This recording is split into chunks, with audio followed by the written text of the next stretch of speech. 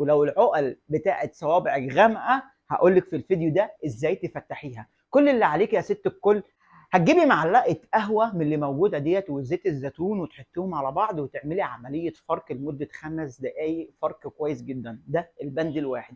الماسك التاني يا ست الكل، بعد ما تغسلي ايدك هتجيبي معلقه من لبن البودره وهتحطي عليها ميه ورد وهتدوبيهم وهتبداي تعملي الفرك وهتسيبيها على ايدك ربع ساعه، وبعد كده تعملي عمليه فرك ليها وتغسليها بميه دافيه. طيب تالت حاجه هتجيبي فيوزلين، الفيوزلين اللي موجود اللي هو زي ده، وهتحطيه في ايدك وهتلبسي كلافز او جوانتي بلاستيك او ايا كان وتقدري تعملي بيها شغل لبيتك لمده نص ساعه. ده كله في يوم كنت شغاله، هتلاقي نضاره قويه بعد كده. طيب بعد ما تغسلي ايدك بقى، لو عندك العقال بقى هتجيبي مرهم اكراتين اللي موجود في الصيدليه وميبو بتاع الحروق وهتضيفيهم مع بعض وهتبداي تعملي عمليه مساج للعقل دي. ان شاء الله هتلاقي ايدك نورت معاكي خطوه بخطوه.